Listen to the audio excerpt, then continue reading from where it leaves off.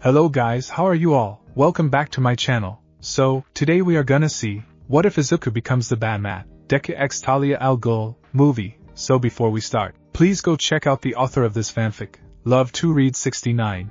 Link is in the description. Also subscribe to our channel, and like this video. So let's begin the video. It was a dark night in the city when a woman walked down the streets. She had gotten off work a bit late due to an overdue deadline, and was currently heading home through the empty streets. She noticed a few men hanging around the local convenience store, drinking from covered containers. She started walking a bit faster, slightly worried they were dangerous. "Hey there, babe. How about keeping us company for a while?" One of the men called out a slight slur in his speech. She shook her head, and uttered a meek reply, "No, thank you." She then proceeded to speed walk on. Two of the men watched her retreating figure with a smirk. "She'll do nicely," a large man wearing a wife-beater mused, as he licked his lips, a perverse grin spreading across his features. He motioned for the two other men to follow him, a plan forming in his mind, as he jogged after the woman.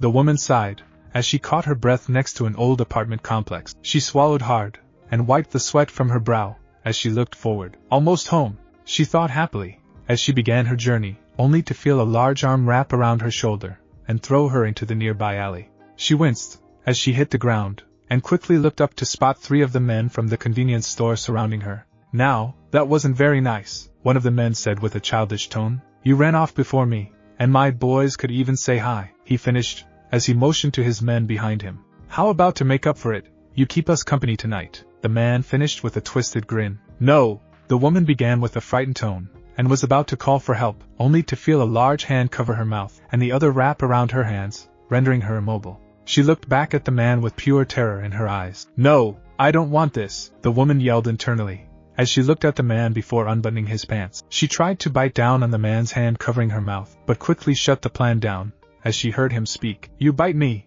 they won't be able to identify the body," the man said in a serious tone. Suddenly, a loud thud was heard, as the man before her crumpled to the ground. A figure dressed in dark clothing now stood before the woman and the two remaining men. "Let her go, now," the figure said in a steely voice. "What if we don't, you freak?" the man demanded. "What the hell are you doing? We don't know what kind of quirk he has," the other man hissed, as he pulled his pants up and retrieved a switchblade he kept with him at all times. "Nah, this freak ain't no hero. He isn't registered. The only one that might look like him is Eraserhead, and he doesn't look anything like this freak," the man finished with a smirk.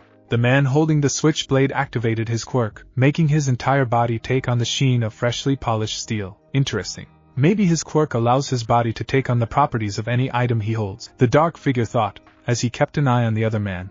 The remaining thug tossed the woman to the side, and activated his quirk, muscles rippling through his frame. "Enhanced strength," the dark figure mused. "Alright, you freak, it's go time," the man yelled, as both thugs charged him. The figure sidestepped the blade coming at him from the metal thug, and shoved him forcefully into a nearby wall. He turned to see a fist flying to his face, and with practiced ease, he ducked under it. Thinking quickly, he grabbed the man above him by his shoulder and crotch, and flipped him, slamming him harshly into the ground. The man with the blade recovered at this point, and swung towards the figure, only for him to quickly move out of the way, the blade now hitting the man on the floor. Taking advantage of the chaos, the figure quickly grabbed the man by the throat, and with a mighty heave, lifted him up off the ground.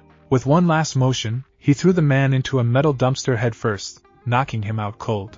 They turned to the man on the ground, who was clutching the stab wound in his stomach. "Who the fuck are you?" the man demanded, as he saw the darkly dressed figure grab his friends and put them back to back. Within a few seconds they were tied up, and resting on the curb outside the alley. He nudged the woman, and helped her up. "Are you okay?" the figure asked, as the woman cowered away from him. He held his hands up to show he meant no harm, and extended his arm to help her up. "I mean you no harm. The thugs are taken care of.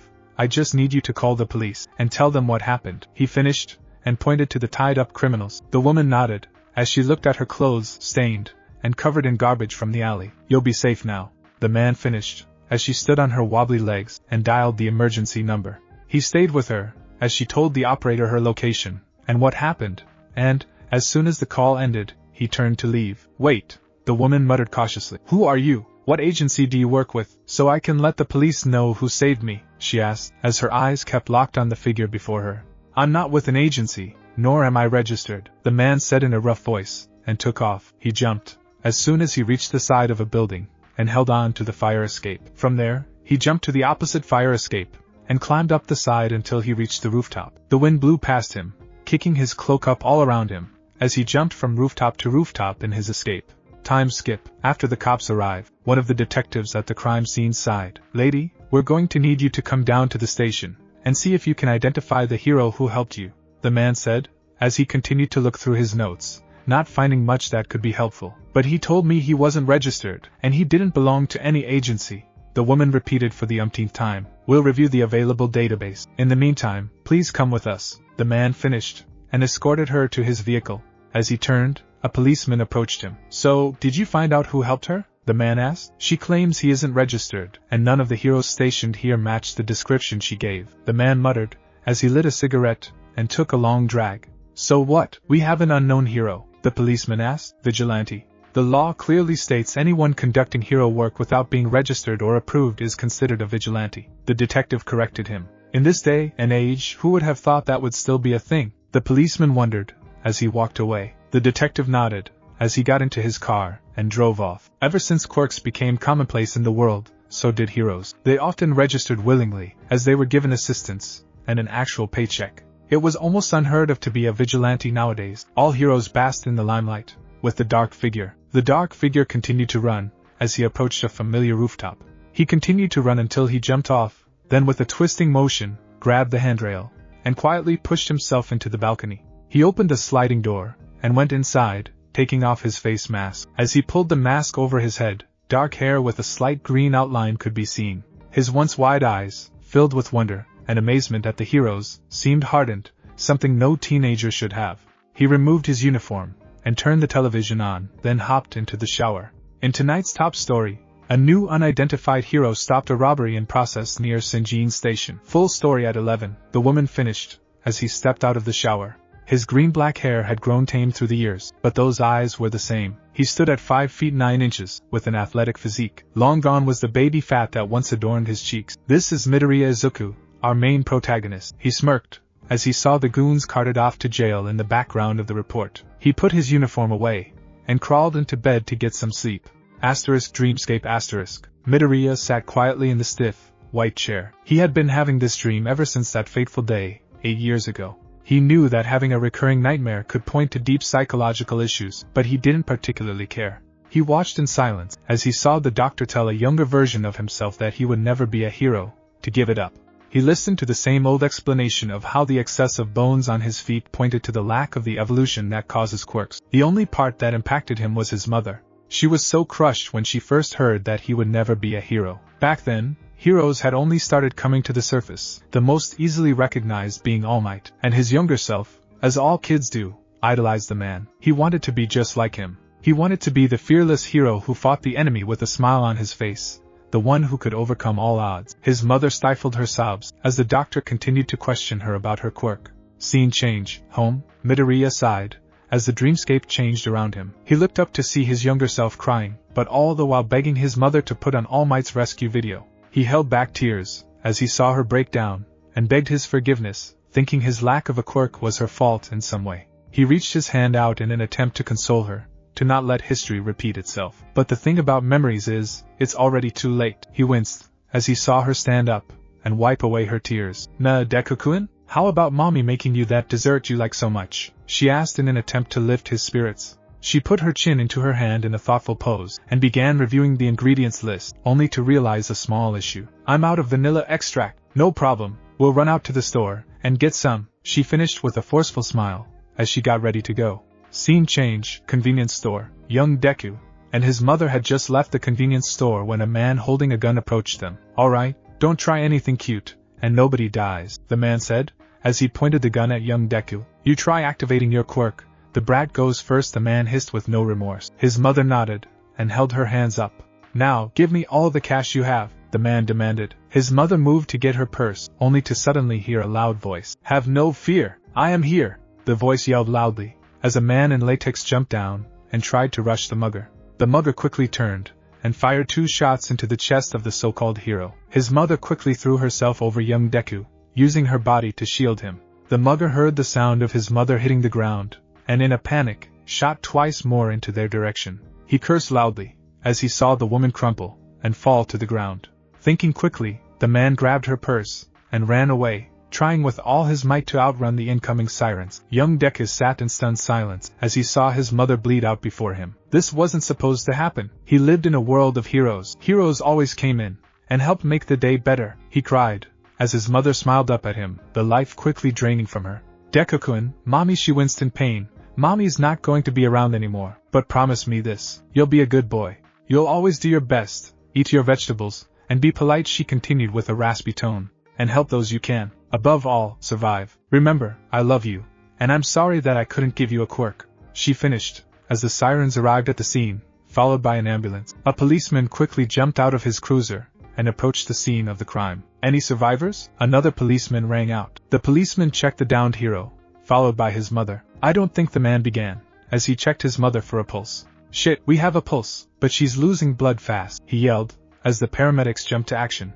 Young Deku didn't want to be left behind, so he raised his little hand and tugged at the police officer. There's a kid too, the man yelled, as he picked up young Deku by his arms and took him to the side. His young arms reached for his mother, as the police officer took him to his cruiser and began checking him over for wounds. Once none were found, he looked at the kid and asked his name. What's your name, kid? The man asked, but Deku only motioned for his mother. The policeman nodded, understanding the child, as he buckled the kid in and turned on his lights, signaling it was an emergency, as he followed the ambulance. Hospital, waiting area. Young Deku was in shock, as he sat in the cold waiting room. He hadn't eaten or had anything to drink for over 12 hours, and the nurses were now whispering in hushed tones around him. That poor boy heard a nurse whisper, as she walked with a colleague. A mugging gone bad, he heard another woman whisper. He shut his eyes and cried to himself, hugging his knees to his chest to help keep him warm. A large coat was suddenly draped over him, and a firm hand grabbed his shoulder. It's going to be okay, son. We're going to catch the bastard who did this,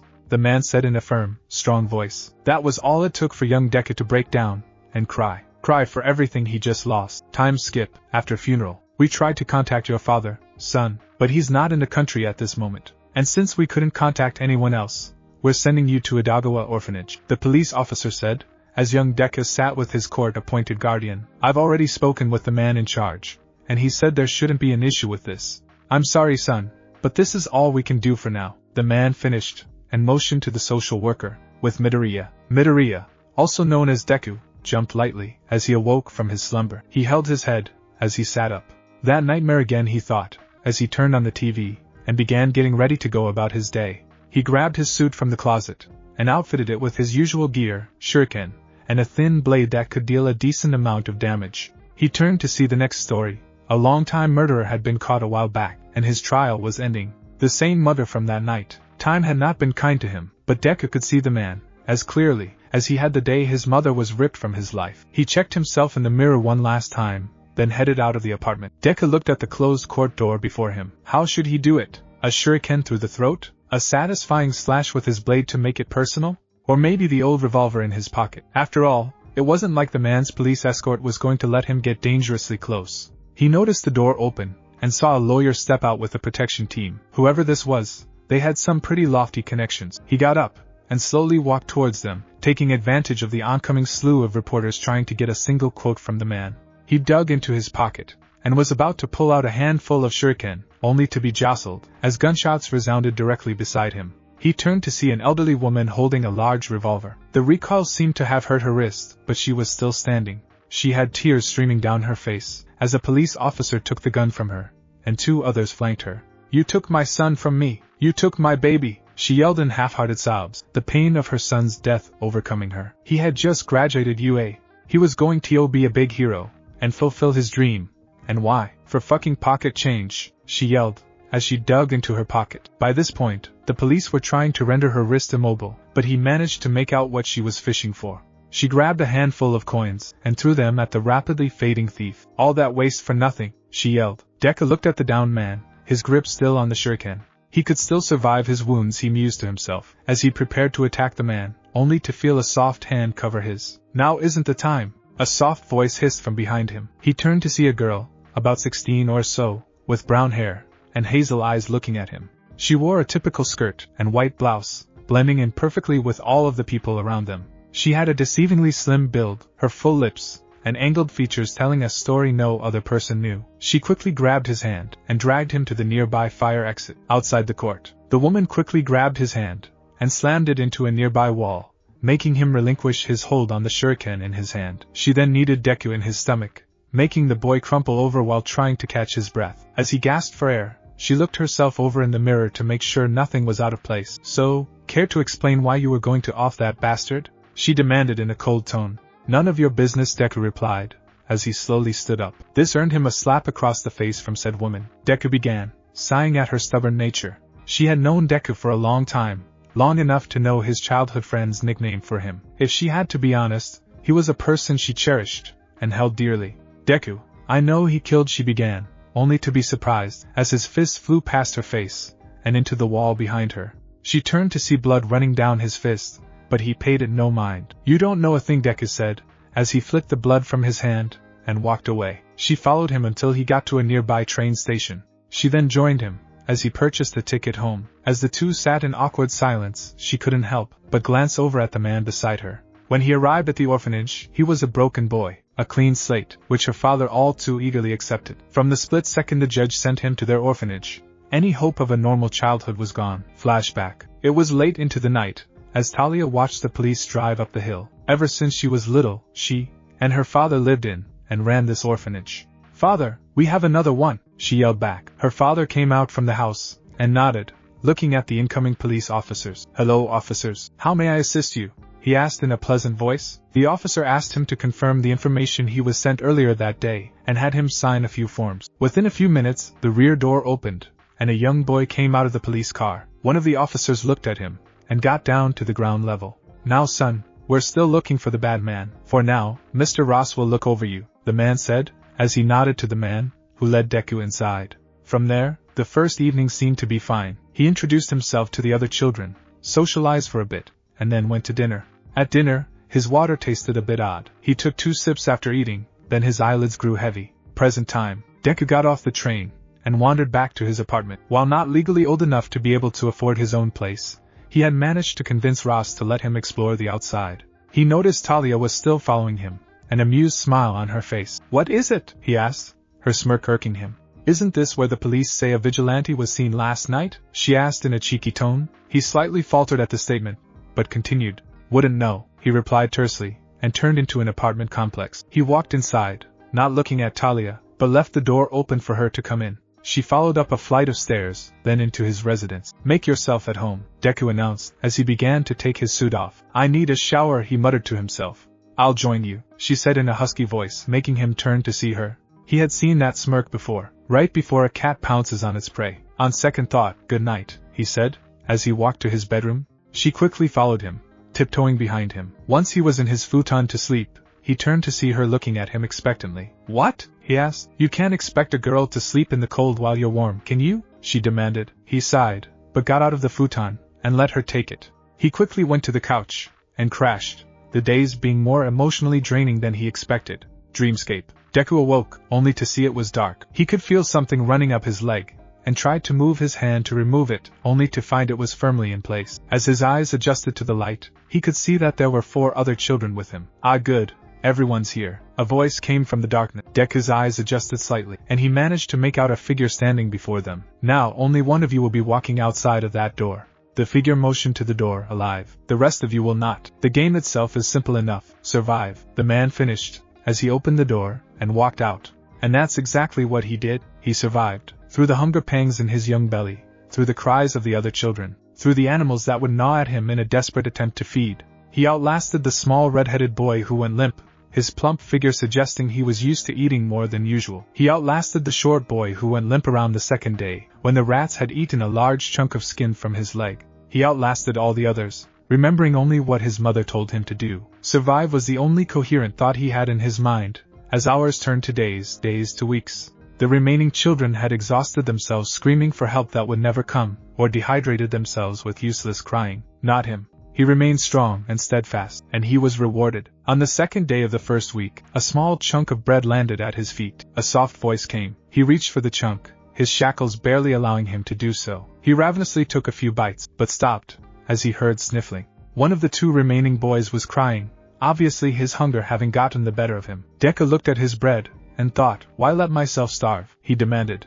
But before the thought could continue, he heard his mother's voice. And help those you can. If he had to be honest, he wasn't that hungry. Bone-crushing depression would do that to you, and the fact the social worker got him something to eat prior to moving him out to the orphanage helped. Not a lot considering the time frame. He tore the remaining bit of bread into 2 pieces, and tossed them to the 2 remaining children. He whispered in a hoarse voice, his stomach already protesting. His roommates didn't need to be told twice, and ravenously dug into the food. Deku turned to his corner, but was stopped, as a child with blonde hair asked his name. I'm Deku. Deku replied, not noticing a younger pair of hazel eyes watching him. The boy nodded, and introduced himself. He was Jiro, and the other child was Jeru. They had been transferred from a state-run orphanage to here, since overcrowding was an issue, and the boys began a camaraderie of sorts. Their hopes, dreams, likes, dislikes, and fears were shared, the light conversation helping improve the morale of the room, which is why it hurt more when they went limp. Jeru went first, having succumbed to dehydration, and the lack of food. His death was harmful, but not as much as Jiro's. Jiro was afraid of bats, as they seemed to be the creatures of the night who would drain your blood for a snack. To him, they symbolized fear. Yet, he envied them, for the few that would perch in their hellhole would be free to fly away, past that crevice, and to freedom. Deku knew this because Jiro told this to him with his final breath. And another reminder, "Live, Deku-chan. Make it out of here," his friend whispered, as his eyes closed. Deku cried that night, until his cries alerted the guards of what happened. He was quickly taken to the infirmary to be treated for all of his ailments, and was eventually taken to the owner yet again, Ross. "Do you know why I did that?" Ross demanded, as he took a bite of his dinner. "No," the boy replied, unaware of why he was subjected to that.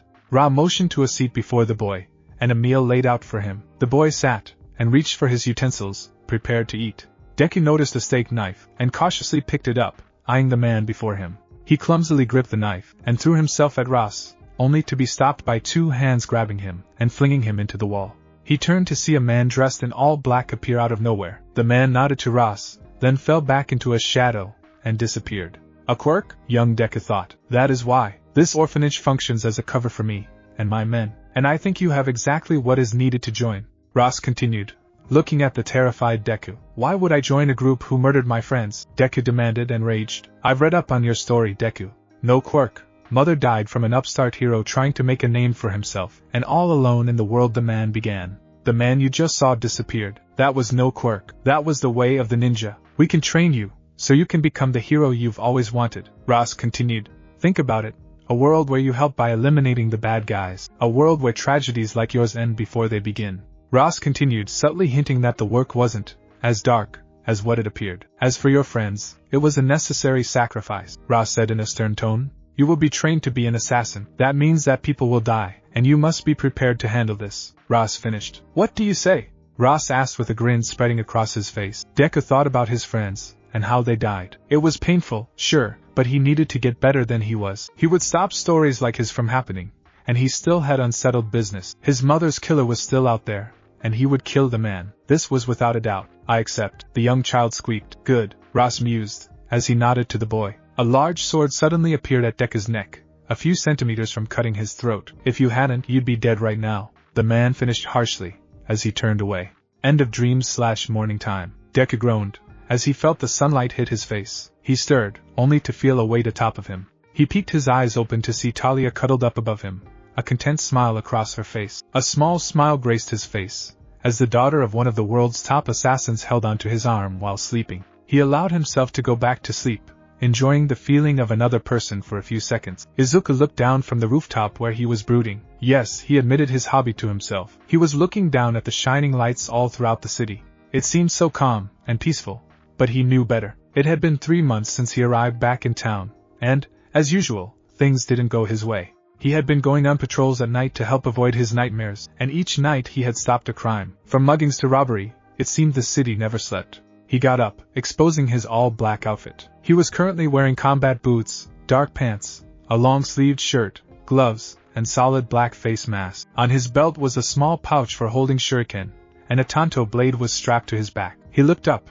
and stared across the rooftops to another building. Someone had been tailing him for a few nights, and he was going to get answers. Rooftop Eraserhead. Eraserhead yawned, as he looked across the rooftop. Why did I agree to this again? He wondered quietly, as he kept an eye on the opposite rooftop. He had been assigned a task to keep an eye out for the new vigilante running around town stopping crimes. Normally, he wouldn't care, but this assignment had come from someone he couldn't deny. Time to meet the new kid, I guess, Eraserhead mused, as he saw the dark figure he had been monitoring stand up, and look straight at his position. With a quick shake of his head, his visor dropped over his eyes. He grabbed onto his scarf like a weapon, and used it as a rope to jump to the opposite rooftop to meet the vigilante. Izuku. Izuku looked ahead, as he saw the figure come to light. Yellow visor, bandage-like scarf, dark hair? He quickly took note. What do you want? Izuku asked in a low, gravelly voice. Not the friendly one, are you? Eraserhead asked, as he slowly approached the Izuku. I'm not usually friendly with stalkers, Izuku shot back harshly. Well, I have orders to bring you to Eraserhead with a lack of emotion, trying to get a reaction out of Izuku.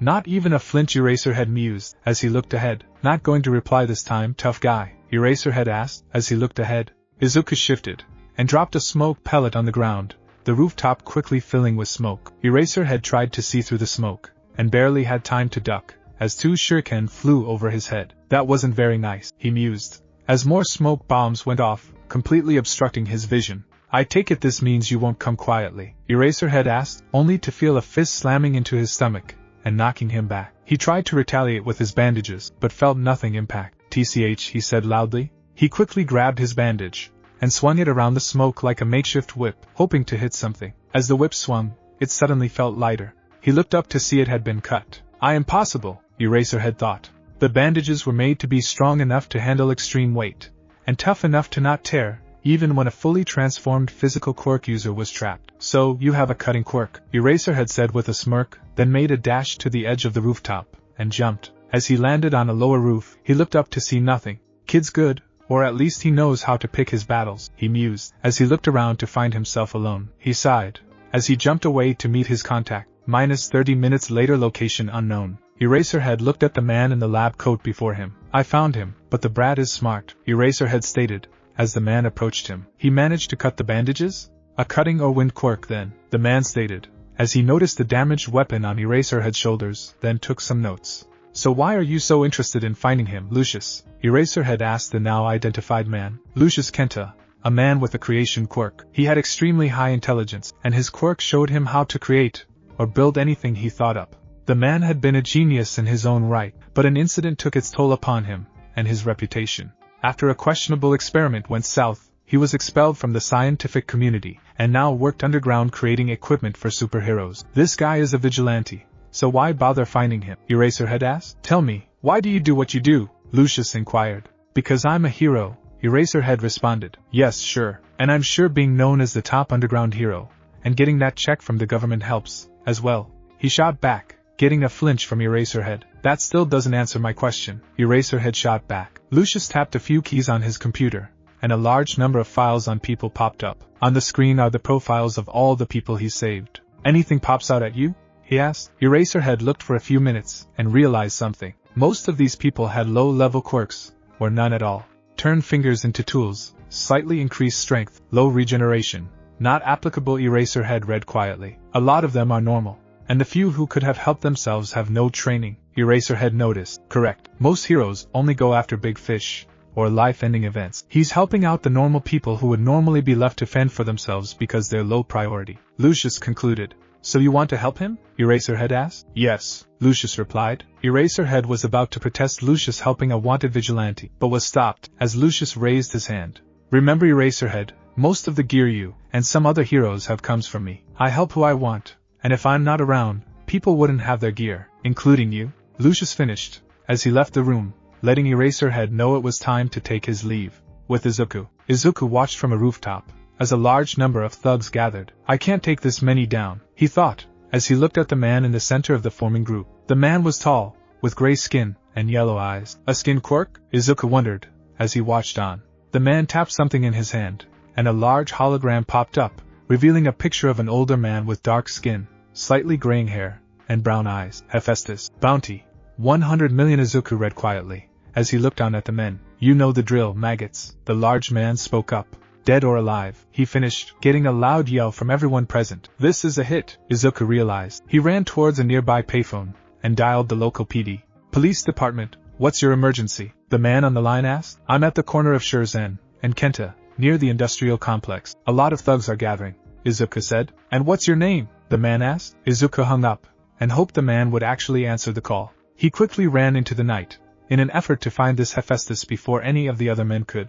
Izuku looked at the computer screen in front of him. He had reached out to Talia to get some information on this guy, but he seemed to be a ghost. A few years ago, he had been an extremely important figure to the government, but he had developed a machine that managed to do something horrible, but the info failed to detail what. The machine was taken by some villains, and, as a result, dozens of heroes had died.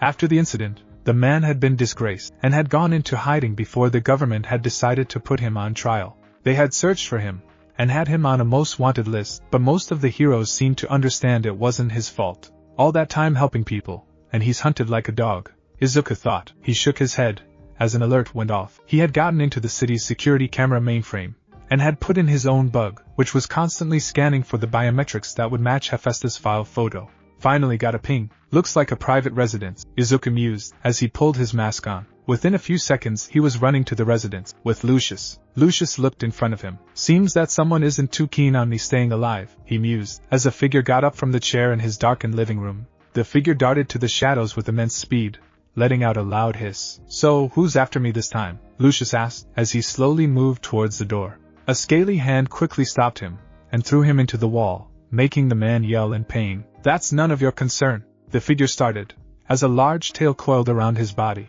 You're my meal ticket, the snake-like creature stated, getting a groan from Lucius, as its body constricted around him. Now, should I take you in alive, or have fun? The figure mused, as large fangs grew closer to Lucius. A loud bang was heard, as the door was kicked from its hinges. Lucius watched, as a dark figure kicked the snake's face away from him, then pulled a taser, and slammed it into the creature's body. Lucius yelled, as he felt the current course through him, as well, but was thankful after a few seconds when the snake stopped constricting, and loosened around him. Lucius' vision blurred, as he looked at his savior, little visible except for brown eyes, and a slightly tinted hair. His vision faded, as he fell unconscious. Izuku's POV. Great, now he's out, Izuku mused, as he picked the man up. He lifted the figure over his shoulder, and began carrying him away, but stopped, as a scaly tail coiled around his foot, and slammed him into the wall. How dare you! The snake monster yelled. With quick thinking, Izuku reached into his pockets, and pulled out a canister. With a quick pull, the room began to fill with a noxious smell. The snake tried to body slam him, but felt woozy, as the scent got to her. Izuku got up, straightening his back, as he grabbed Lucius' unconscious form, and retreated from the man's home. He ran into an alley, and inspected the drowned man for any signs of injuries. When he was satisfied there were none, he looked around for anything to help the man. He saw a hobo with an overcoat on, and approached him. As the hobo saw him get close, the man got into a defensive stance. As Izuku approached, he raised his hands to signify he meant no harm. He pulled a small wad of bills, and asked, "How much for the coat?" The man looked at the money, and quickly handed the coat off, then took his pay, and began wandering off. Izuku quickly draped the coat over Lucius' downed form, and took him to a nearby building that seemed to be abandoned. Now we wait, Izuku muttered, as he leaned against the wall. Lucius POV. Lucius' vision blurred, as he regained conscience. He was in a dark room, the only light source being the glow of the outside coming in through the window panes. He slowly got up, shrugging off an overcoat that smelled like piss and tobacco. Where am I? He asked, not expecting an answer. You're safe, a gravelly voice replied. He quickly turned to see the vigilante he had been trying to get in contact with sitting a few feet away from him. The person who was trying to bring you in failed. I managed to get us away, but due to your notoriety, I couldn't exactly go to the police. Izuku continued, seeing Hephaestus tense. Relax. If I perceived you as a major threat, I wouldn't have helped, Izuku stated, as he motioned for Lucius to come closer. Don't let him take control of the situation, Izuku thought to himself, remembering what he was taught. You seem to know who I am, but I don't know much about you. Lucius began, getting a glare from Izuku. A name? An initial? A moniker? Lucius asked. Local PD seems content with calling me a vigilante, Izuku responded, getting a nod from Lucius. So it is you. I've been looking forward to meeting you, Lucius stated, as he neared Izuku. I've answered your question, now you answer mine. Why did someone put a bounty after you? Izuku asked. That would probably be due to my ability, Lucius stated, as he raised his hand. A large heads-up display manifested before him, cycling through schematics for weapons, gadgets, uniforms. Did you burn the wrong person? Izuku asked. On the contrary. It's rare that I'm recognized or hunted, but on the rare occasions I am, it's usually a villain asking me to help him build a doomsday device. Most of them can't handle rejection very well, Lucius stated, getting a nod from Izuku. So you refused to help someone, and they painted a target on your back, Izuku summarized. A man with gray skin, and yellow eyes. Ring any bells? Izuku asked, seeing a concerned look on Julia's face. Lucius began, but was stopped, as a loud crash rang through the abandoned building. Are you sure he's this way? A voice demanded. Yeah, I'm sure, another voice replied. Excellent, soon we'll have our prey, the last voice stated, making Lucius turn to Izuku. Be quiet, stay down, and don't try to be a hero, Izuku stated, as he led Lucius into an old, decrepit room. What does that make you? Lucius asked, as the door closed with no reply. Izuku was perched atop an entryway, awaiting the guests that would soon be entering. The scent is getting stronger, a voice stated, making Izuku's eyes sharpen. Tracking via scent? A canine tendency based on quirk? He wondered, trying to glean as much information as possible from their conversation. Watch yourself. Whoever managed to snag him from me, a voice began, but was cut off. What, was he better than you? The voice mocked. There's my scaly friend, Izuku mused, as he steadied his breathing. He got lucky, but he packs a punch, the snake woman hissed angrily. Izuku observed, as they all passed under him, but didn't notice him. One was a man walking on all fours with a feral hairstyle. The snake-like woman he had fought earlier trailed close to them. Behind both of them came a tall man with his hands covered in a rock-like substance. Whatever. Find them so we can take care of the fool, and get our reward, the man stated. The dog-like man sniffed the air, then began looking upwards. Izuku took this as a sign to begin his assault. Before the man could notice him, Izuku dropped a smoke bomb. What the hell? The large man demanded, as he got into a boxing stance. Izuku landed, as quietly as possible, and punched the dog like a man in the face, breaking his nose, and making the man double over, clutching his face. Before the man could recover, a knee was slammed into his stomach, followed by a swift kick to his jaw. The man fell out cold. Where is this punk? The man with concrete hands demanded. Before Izuku could move, a large tail knocked into his legs, making him lose his balance. Got him! The snake woman yelled, as she curled her tail around his foot, and began squeezing.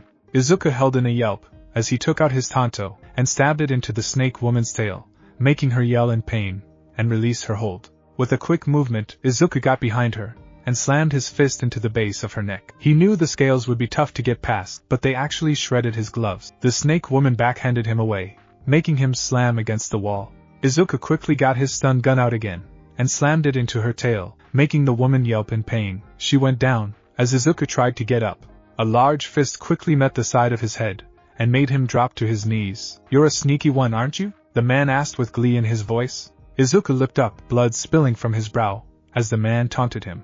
A large boot buried itself into his stomach, making Izuku cough up blood. Lucius POV. Lucius grew curious, as he heard the fight going on outside of his hiding place. Where is this punk? One of the thugs demanded. A loud hissing was heard, signifying the beginning of the assault. Lucius cracked the door open, and saw, as a man flew from the smoke cloud, out could. He heard the yelp from the snake woman, followed shortly by a heavy thud. As the smoke began clearing, he noticed Izuku fall to the floor, clutching his head. He then saw a large boot buried itself into Izuku's chest. Why aren't you using your quirk? Lucius wondered, as he watched Izuku grip the boot in his chest, and push back, sending the man falling back. Izuku quickly got back up, and charged at the man. He stretched his arm out, and clotheslined the large man, making sure he avoided the blind swipes the man threw at him. Once the man fell onto his back, Izuku quickly shot 2 jabs at the man's head. The man quickly pushed him back with his concrete hands, and got back up. As Izuku faced the man down, the man looked at him curiously. Why are you helping this fugitive? Do you not know what he's done? The man asked. That's not up to you to decide. And death is not up to you to dish out for a price. Izuku replied, making the man growl, and charged him. As the man grew closer to Izuku, he raised his heel kick to Izuku. In one swift motion, Izuku caught the foot, and twisted it, making the man growl in pain. With the foot still in his hands, Izuku slammed his elbow downwards to the man's knee, getting a sickening crack, and an even louder yell of pain. With one last motion, Izuku punched the man in the jaw, flooring the man. That was amazing, Lucius stated, as he came out from the room, making Izuku look at him. Izuku silently nodded, as he pulled out a regular rope, and began tying up the unconscious villains. Do you know anyone in law enforcement who can come take care of them?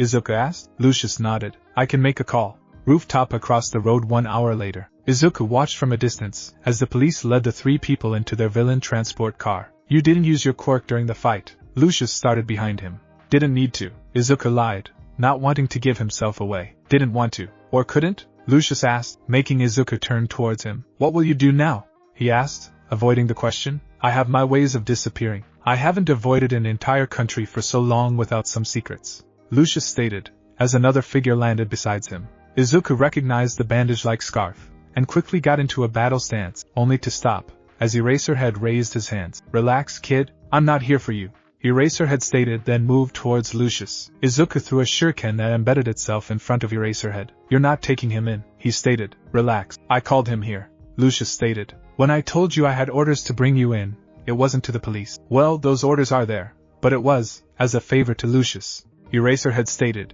getting a glare from Izuku. "Why help a wanted fugitive?" Izuku asked. "He's a fugitive, but the hero community knows what really happened, and we know he had no fault in the incident," Eraserhead began. "The underground heroes help him when he needs it, and he helps supply heroes with their gear," Eraserhead stated. Lucius nodded, as he turned to Izuku. "Looks like this is my ride out of here. I'll be keeping an eye on you." "I never got a name," Lucius stated, but turned to see Izuku was gone. "How did he do that?" Lucius asked, getting a snicker from Eraserhead. "He just turned and walked while you were in your own world," Eraserhead stated, as he motioned for Lucius to follow him.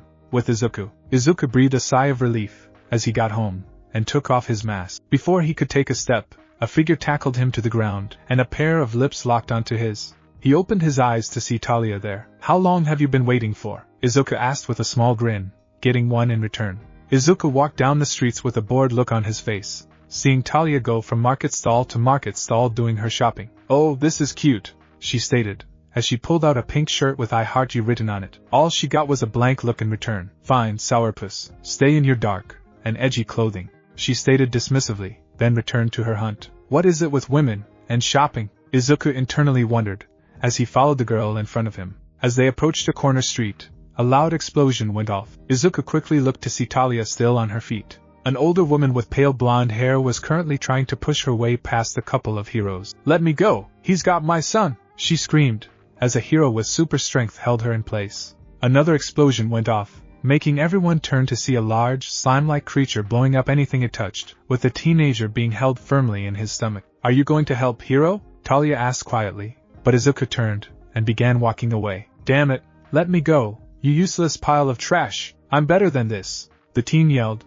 making Izuku stop in his tracks. A memory surfaced of himself and a similar kid with the same hairstyle in a playground. The kid was bullying himself and another child, but the other child had been hurt. Izuku tried to defend them both, but was no match for the boy. Flashback. A smaller Izuku laid on the ground, his body battered and bruised. Before him was a smaller version of the kid in trouble, small explosions coming from his hands. "Don't you know better than to fight me, Deku?" the boy asked arrogantly, as he dug his heel into Izuku's back. "I have an awesome quirk that will make me the best hero ever." "You have no quirk." "Do you know why, Deku?" the kid asked, then leaned down to whisper in his ear. "Because I'm better than you." Flashback end. Izuku looked back at the kid, who looked like he was running low on time. "What are you going to do?" Talia asked. Izuku turned to the mother. Flashback. A small Izuku was crying on the ground. He had tried to be a good friend to Kaken, but the boy was so mean. "Hey there, little man," a confident voice stated. He turned to see Kaken's mom approaching him. "What's wrong?" she asked with an honest concern. "Nothing, I'm fine," Izuku stated, but was stopped, as Kaken's mom put her hand on his shoulder. "It was that spoiled brat of mine, wasn't it?" she asked, getting a shaky nod from Izuku. "Oh, he's in for a world of hurt when he gets home." She started cracking her knuckles, but stopped, as a weight gripped her leg. "Please don't be mad at Kaken," the younger Izuku pleaded. "This kid, he's literally been blown away, and he's more worried about my delinquent son than himself," she thought, as she looked at the small boy in front of her. "Come on, kid, let's get you cleaned up." "And then, I feel like ice cream," she stated, as she grabbed his hand and began dragging him along. Flashback end. Izuku saw that same woman crying at the thought of her child getting hurt. As rotten as the kid might have been, he couldn't do that to her. He quickly ran towards an alley with Talia following closely. He took off his shirt, revealing a dark compression shirt underneath, and pulled out a helmet-like mask that covered his mouth and hair. "You're going to help that brat?" a voice behind him asked. He turned to see Talia putting on a similar mask to his. "Why are you getting dressed up?" "This is a private party," he started, as he left the aisle. Market. Izuku quickly arrived at the market to see the heroes running damage and crowd control, but no one was going after the monster. "We have to wait for someone with a decent counter quirk to get on the scene," a hero with water hoses for arms yelled. "Alright, slime like a monster, has a hold on a kid, and now can blow up anything with a touch. Great," Izuku thought, as he dropped into a convenience store from the skylight, and began browsing through the products. Propane? Nope. Anti-coolant? He continued to look until he encountered a fire extinguisher. He quickly grabbed it, along with a couple of cans of compressed air, and sped out the door. As he left the market, The blob-like creature noticed him. Ha ha ha, what are you planning to do with that? The figure asked, but all of the heroes grew worried. This guy wasn't a known registered hero, so what was he doing here? Who is that? A certain small blonde asked as he watched the scene unfold. The slime made a mad dash towards Izuku, and attempted to squish him under his arm, but was stopped, as a large amount of the extinguisher was fired off at once, directly into the blob monster's face. The blob yelled in pain, and writhed, completely ignoring him. Izuku took advantage of this, and quickly took the compressed air cans from his pockets. He turned them upside down, and began spraying the area where the boy was held. The ice-cold liquid began hardening the blob monster's skin. After a few seconds, Izuku let out a punch into the creature's abdomen. The slime holding Bakugo shattered, letting the kid drop. Izuku quickly picked him up, and began running away, but was stopped, as the blob creature grabbed onto his ankle. This is bad. If he gets me, and the kid, then this entire attempt was useless. Izuku mentally berated himself. He gathered every ounce of strength he had, and hurled Bakugo away from himself, watching, as wooden vines quickly caught him. The monster lifted Izuku by his ankle to eye level, and spoke. You just cost me that quirk, the creature yelled. A tentacle slammed into his stomach, making Izuku cough. You'll pay for that, the creature swore. Stop right there, a voice cut through the crowd. All Might's viewpoint. All Might had never felt so useless. He had stopped this villain, but somehow, the monster had managed to get away. Now, there was a kid in trouble, an entire marketplace in shambles, and there was nothing he could do. This was all my fault, he berated himself, as he saw the mother of the teen begging the heroes present to help her child. He shut his eyes, and attempted to look away in the midst of all of this commotion, but everything grew still. He opened his eyes to see a man lugging a fire extinguisher standing before the slime creature. Ha ha ha, what are you planning to do with that? The creature bellowed. Is that Eraserhead? No, Scarf. Some newcomer? All Might internally asked himself, worried that a newbie would be fighting a full-blown villain. He saw Izuku spraying the monster with the fire extinguisher, the substance damaging the monster's eyesight. When are you going to use your quirk? All Might internally demanded, but was astonished, as he saw the man pull out compressed air. This idiot is going to get himself killed, All Might thought, clenching his fist. He witnessed, as the compressed air temporarily froze the monster's tentacles, and a punch managed to smash through the now frozen monster's stomach. The teen that was held by the villain fell out of the villain's hold. All Might watched, as the monster's tentacles wrapped around the newcomer's leg, and began dragging him in. Great, now there's 2 hostages instead of 1. All Might thought, but his train of thought was cut short, as he saw the newcomer grab the kid, and throw him out of the monster's grip. Did you just? All Might demanded of himself, seeing the newcomer actively sacrifice himself to get the kid out of trouble. As he clenched his fist, steam began pouring from his body, muscles inflating, as his entire body began filling out. You'll pay for that, the creature swore. Stop right there, All Might screamed, as he dashed in front of the newcomer. Izuku's viewpoint. Izuku watched, as a tentacle began coming down towards him, intent on ending him. He struggled against the slime, until he heard a loud voice yelling stop right there, and a loud boom resounded. He looked up to see All Might, the greatest hero in the world, before him. The man quickly pulled him from the monster's grip, and cocked his fist back. Detroit Smash, the man yelled, as he slammed his fist into the creature, creating such a tremendous air pressure that the villain was sent into the air, freeing Izuku. Izuku watched in shock, as he remembered this hero, the same one who promised a future of heroics, and was the reason why he grew obsessed with a hero's future. He clenched his fist, but looked away. I believe this is my cue to leave, Izuku thought, as he began to walk away. A sudden large hand on his shoulder froze him. And where are you going, young hero? All Might's voice boomed, making Izuku tense. Aren't you going to stay for the photo op, and the reporters? All Might asked. I have better things to do than to bask in the spotlight, Izuku answered, trying to make his voice sound gravelly. He took off, and began climbing onto a fire escape to reach a nearby roof when wooden branches sealed off his escape route. Stop, vigilante, Kamui, a hero who had control over wood demanded. You're under arrest for vigilantism, and operating without a hero license. Mountain Woman, a woman with the ability to grow as big as a mountain, stated. Guys, what's going on? He just saved the kid, and helped put an end to a hostage situation. All Might be demanded. There's been a vigilante operating in the city, All Might. He's been stopping crime, but he's not registered as a hero, and has no formal training. The hero with fire hoses for hands started, trying to calm the symbol of hope. So he's been doing our job for us, and the first thing we do is attack him. All Might demanded, but stopped, as a hiss sound began from Izuku's location. Smoke quickly filled the area, getting everyone to tense. Anyone have a visual? Kamui demanded.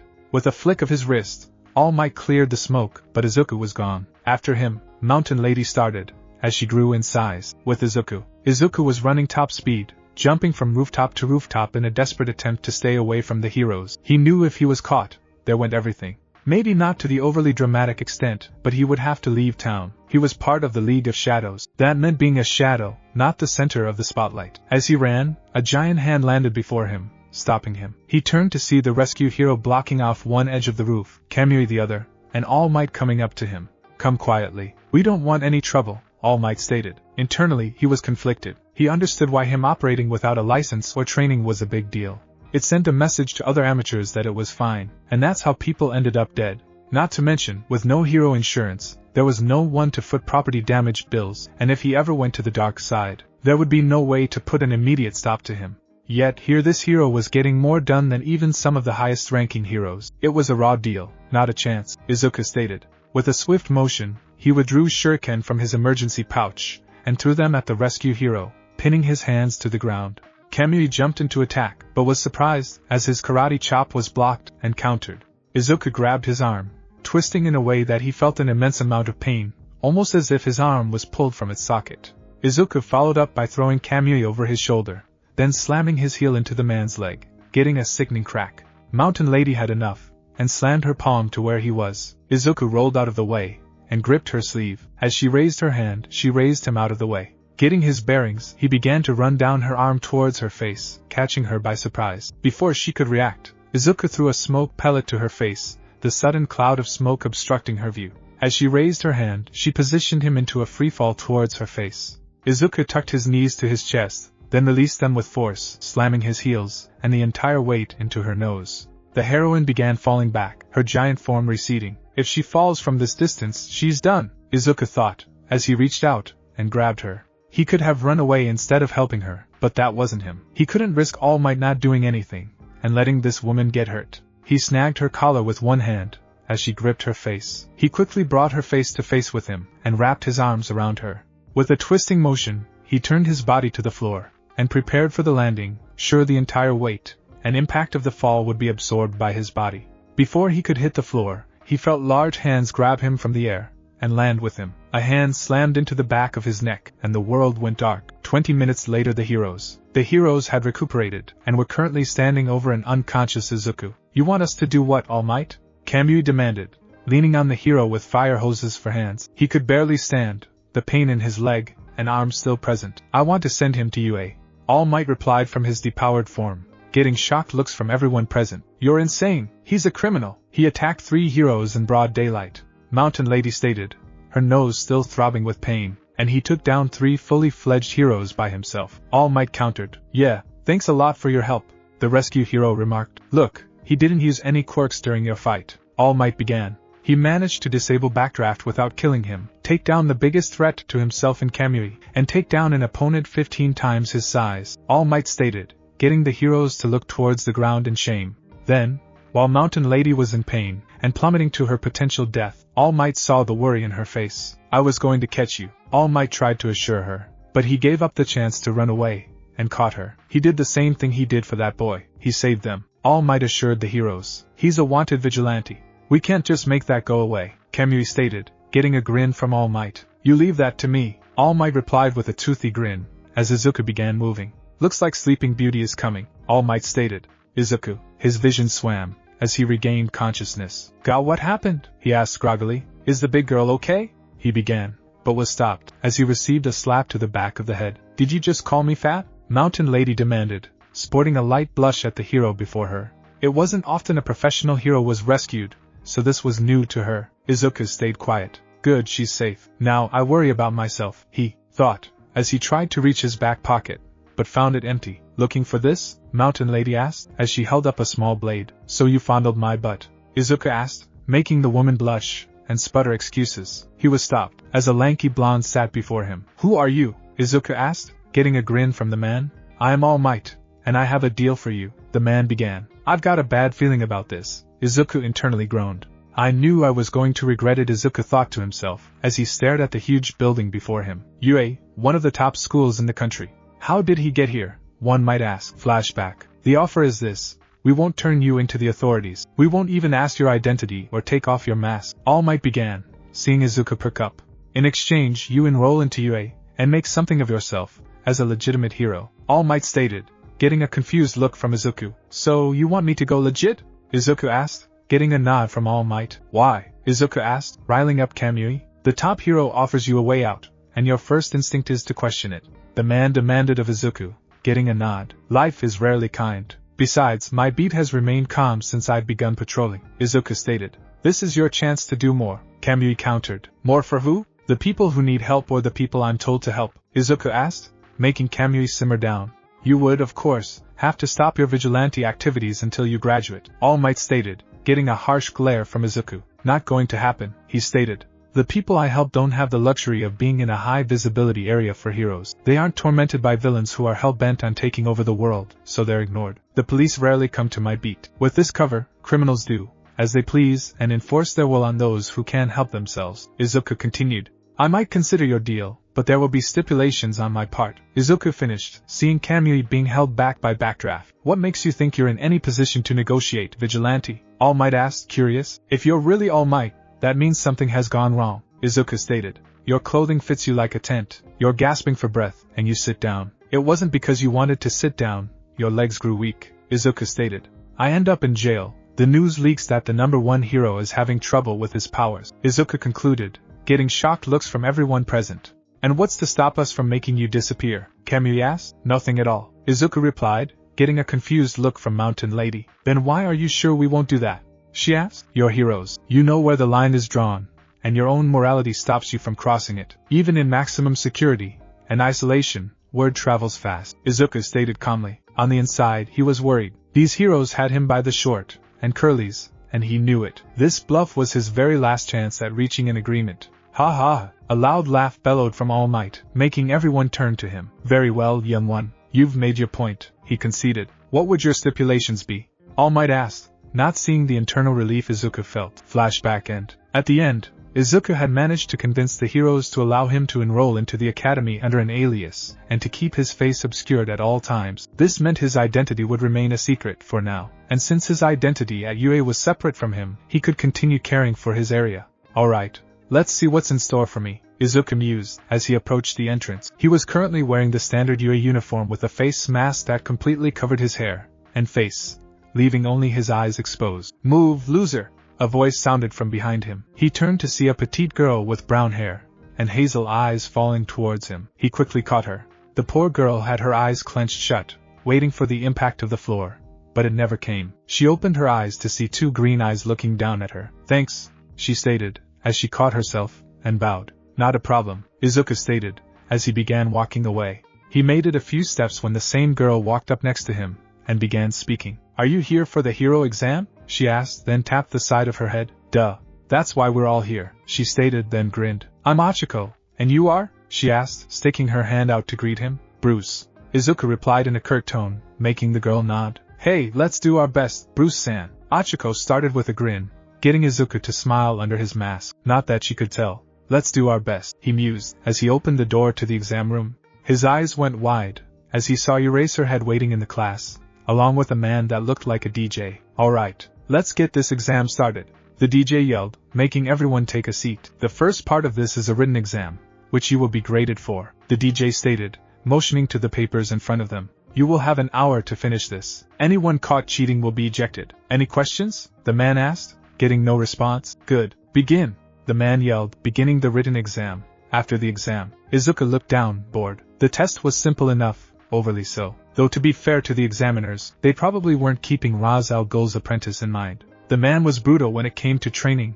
and learning, as well. He had been run through an extremely accelerated learning program, and was being taught by foreign college professors at an early age. Alright everyone, let's begin with an explanation of the next part of the exam, the man started with glee. A larger projector screen was revealed with a city layout displayed. The practical exam is simple enough. You will be released into a trial city where you will have to defeat various villains in order to gain points within a time limit. The DJ-like hero began, then motioned to the board, as 3 different types of silhouettes appeared. There are 3 types of mechanized villains. The lightweights are fast, but brittle, he began. The middleweights pack a punch, and are more resistant, he continued, as a medium-sized silhouette appeared. And finally the heavies, they are fast, dangerous, and durable, the man finished. Each is worth a certain amount of points. Lights are 1 point, mediums are 2, and heavies are 3 points. The man concluded. Do your best to rack up as many points as possible. The man concluded, but was stopped. As a student got up, his hand raised to note he had a question. Wait a minute, the handout shows 4 different villains. Is this an embarrassing oversight by UA? The man asked, getting a snicker from the man. Thanks for the segue. You are correct, the man started with glee. There will be one last type of villain.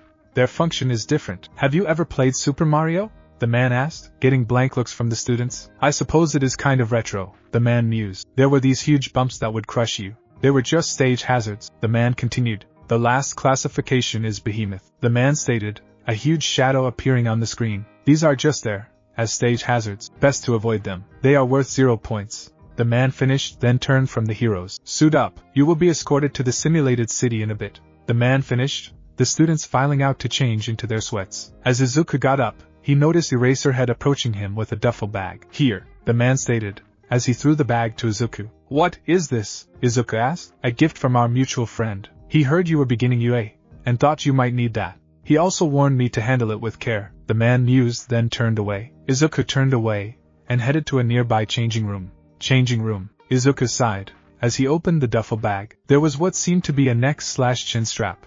Arkham Origins bottom half of Batman's mask, where the neck is covered, and the jaw supported, but the actual mask still needs to be put on, along with a heavy helmet-like mask. He lifted it to inspect it, but was surprised, as it beeped negative, a small panel on the side flashing. He lightly grazed it with his thumb. As soon as he did, a single beep resounded. Please put on the helmet, a voice asked. Izuku was cautious, as he put the helmet on, making sure to be ready to throw it off, should it prove to be a trap. Hello, Vigilante-san. Lucius' voice rang into the mask-like helmet. I figured you were still wearing the same small mask you wore the first time we met. You helped me when I needed it, so I figured I'd help you out a bit. This mask has a built-in AI, and communications. It's also designed with built-in air purifiers, eye protection, and padded to ensure a knock to the head doesn't do as much damage. The man continued. The AI is named Alfred. He'll be able to help you with any more questions you might have. Best of luck. The message ended. Izuku locked the mask in, and waited. The eye protection seemed to be good, as it did not hinder his vision. Greetings, Master Vigilante. A voice rang in his ear, getting Izuku to turn. I am Alfred, the AI that was built into this unit. The voice continued, letting Izuku relax a bit. Please grab the belt in the bag, and equip it, the voice stated, making Izuku look in the bag. What's in the belt? He asked. The current belt in front of you is equipped with the following equipment: grappling guns, smoke pellets, sleep gas, shuriken, rebreather, and foam C4. The voice finished. Izuku jumped a bit, as the corner of his left eye lit up, showing small pictures of the equipment. Foam C4? Izuku asked. A powerful explosive with versatile applications, capable of demolishing walls for breaches, destroying floors for surprises, etc. Please note, the foam is diluted. The more that is sprayed, the bigger the explosion, the AI replied, making Izuku sweat on the inside. And this idiot was throwing the bag around like it was nothing. He scowled, then finished getting ready. He was wearing his mask, and neck protection, a dark compression shirt, black cargo pants. The belt hung comfortably around his waist. He puts on a pair of sap gloves, then empties his gear into his new utility belt. Show time, he whispered to himself, as he exited the dressing room. Izuku looked at the massive city before him. If UA ever shuts down, their campus could end homelessness in one fell swoop, he thought to himself, as he looked around. All of the assembled heroes seemed to be warming up, displaying a variety of accessories to help them amplify their quirks. He spied the same girl he met earlier approaching him, but she was stopped by a hand on her shoulder. Are you a vigilante? The loud voice of a student yelled. The kid had hair in a blue shade with blue eyes, and was wearing glasses. He had on a tight get-up, and what seemed to be a small exhaust came out of each of his legs. No, Izuku replied, then turned away. The boy reached out to Izuku, and grabbed his shoulder, making him stop. Then who are you? State your name, and quirk, the boy demanded. Isn't it polite to introduce yourself first? Izuku asked, stopping himself from hurting the brat. My apologies, I am Tenya Ida, the now named Tenya stated, almost saluting him. My quirk is the engine, and allows me enhanced speed, the boy finished. My name is Bruce Wayne, Izuku replied, then turned to walk away. What about your quirk? The boy demanded. It's foolish to give away information to a potential enemy, Izuku stated. Alright examinees, beyond this wall lies your test. Remember, no funny business. That means no attacking each other. An amplified voice began. Now go! The voice abruptly finished, as the gates slammed down. The entire class was confused until they realized the test had begun. Everyone began running into the mock city in a rush to gather their points. Master Bruce, Izuku hurried through his calms. You might want to get in there and begin gathering points, Alfred stated, getting a nod as Izuku began running into the fray.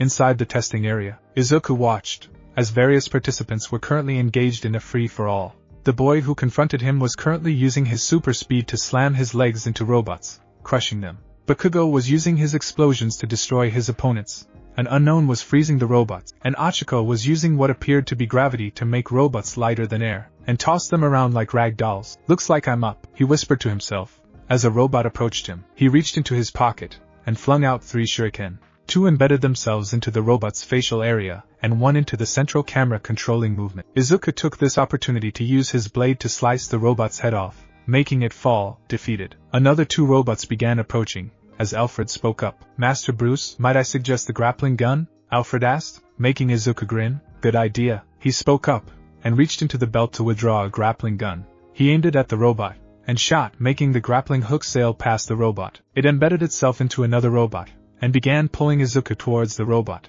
Izuku quickly prepared his legs, and delivered a devastating heel slam to the incoming robot. He sailed past the now downed robot, and into another. The robot was not ready for the new weight, and fell to the floor. Izuku took advantage of this, and slammed his sword through the robot's head. That's 3 points, Izuku mused to himself. Elsewhere, we have an interesting batch this year, a soft voice stated. All around the conference room were the UA teachers. Indeed, seems we have some real powerhouses, Eraserhead stated. And some anomalies, came the voice of a small, ferret-like creature. What do you mean, Principal? All Might's voice asked. Here, the principal stated, as he clicked a button. The screen showed Izuku using a grappling hook to heel slam a robot, then using the remaining momentum to tackle another robot, ending it. This student, Bruce Wayne, here under recommendation from yourself, All Might, the principal stated. He has yet to use a quirk, and it shows. He only has 3 points, while our most promising students are in the high 60s. The animal finished. How do you know he hasn't used a quirk? Came the voice of a hero in what seemed to be an astronaut suit. The arena has special sensors to detect and tag when a quirk energy is used, and by whom. It lets us know who is properly using their quirks, and who is blind firing. The principal stated, clicking a button. A chart came up, showing Bakugo using his explosion quirk 99% of the time. Bruce remained at 0. Could he be like the other student? Mei Hatsum? A teacher asked. Unlikely. Even she used her quirk a few times during her exam. The principal stated, then turned to the screen. We are here to grade them on their insight, agility, judgment, and sheer fighting prowess, the principal stated, as the cameras showed the fight. Looks like our students have clustered. Let's break them up, shall we? The principal asked, as he pressed the button. With Izuku. Izuku was approaching another 2 robots when a large rumbling was heard. He turned to see a building begin to collapse on itself, as the ground rumbled. A giant hand seemed to emerge from the dust being kicked up, as even more rumbling was heard. What the hell is going on? Izuku wondered, as he continued to watch. A huge, mechanical robot rose from the rubble of the now collapsed building, a swing of its mechanized arm destroying more buildings. Izuku watched, as various students began running from the hulking behemoth. This is considered a stage hazard? This is bullshit. Izuku began, as he turned, but was stopped, as Alfred's voice came in. Master Bruce, it seems someone is still in front of us, Alfred stated. Do you have cameras in this thing? Izuku asked, but looked ahead. On the floor was the girl he met earlier, Achiko. She was currently trying to lift a large chunk of debris pinning her legs.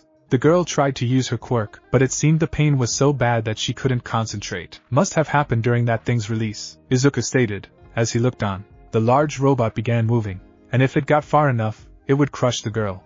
All the other students seemed happy to run away, he noticed, as Tenya ran past him without a second thought. Alfred asked the question on everyone's mind. What will you do, Master Bruce? Teacher's conference room. All Might's POV. What will you do, Vigilante? All Might asked, as he watched. Someone should step in before the girl is hurt, Eraserhead stated, but was stopped by the principal. Izuku. It's obvious. We're going to save her, Izuku replied, as he ran towards the giant machine, making everyone stop to watch. Even the teachers were shocked in their conference room. If the kids with useful quirks in this situation were running, why was this potentially quirkless kid charging ahead?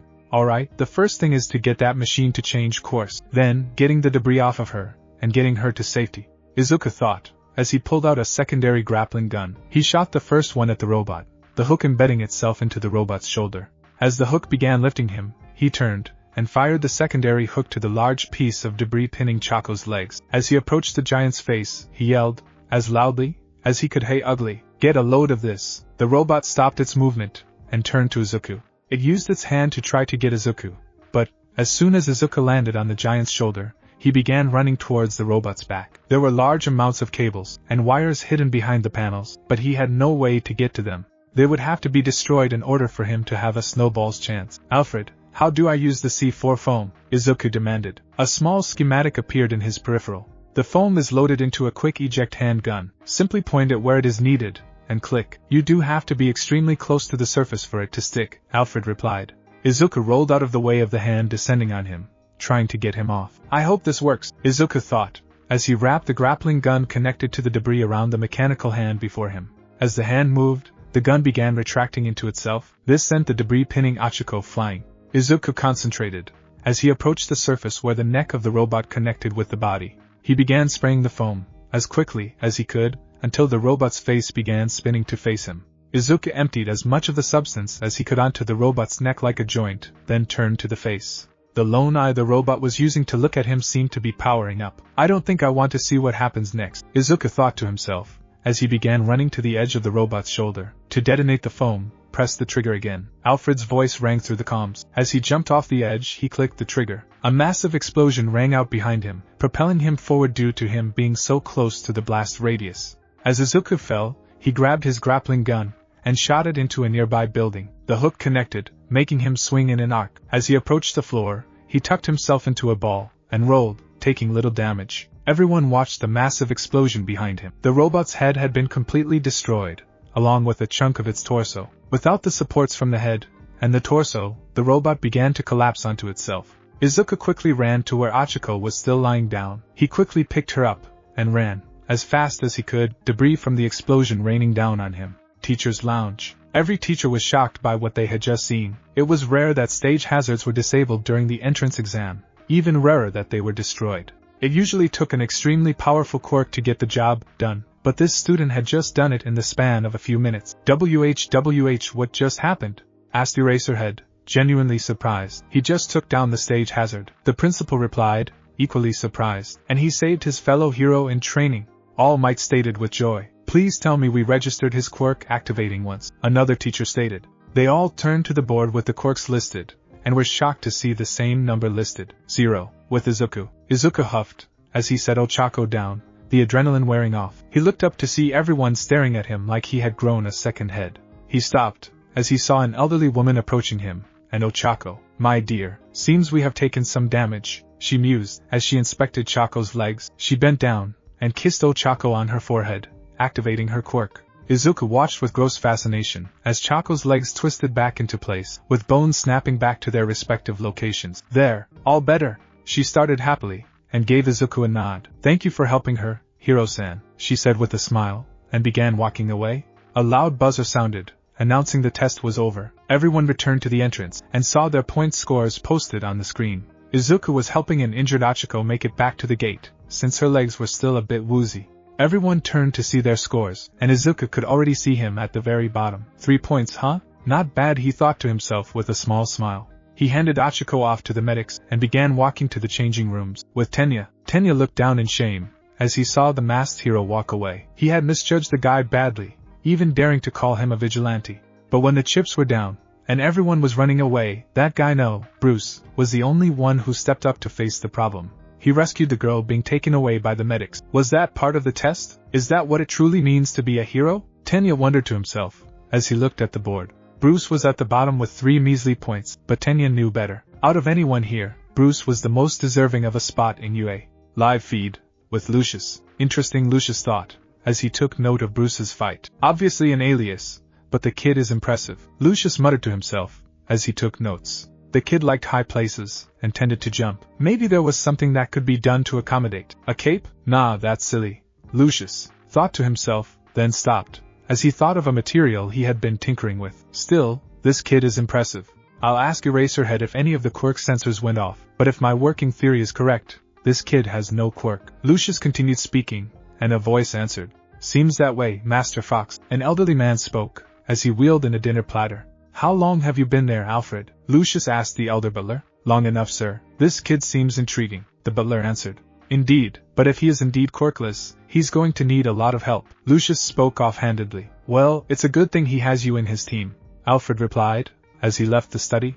Izuku was wandering down the streets in his neighborhood during the daytime. It had been almost a week since the entrance exams to UA, and he'd been doing his own thing, patrolling his beat, staying busy, and getting reacquainted with his old stomping grounds. He was currently in his civilian clothing, wearing a simple shirt and pants. He looked like a bum, if he was being honest. I remember this street. Mom used to bring me here a lot, Izuku thought to himself, the bittersweet memory reminding him of a much simpler time. As he continued walking, a hand grabbed him by his ear and began pulling it. Izuku-chan, how could you just walk past me and completely ignore me? I know your mother taught you better than that, the voice demanded. He had almost retaliated until he heard that sentence. Your mother was the one thing that stopped him. He looked up to see a woman wearing a pair of jeans, a simple shirt, and an apron scolding him. She had short blonde hair and hazelnut-colored eyes, and was obviously much older than himself. I'm sorry. You are? Izuku asked, but was bonked over the head by the same woman.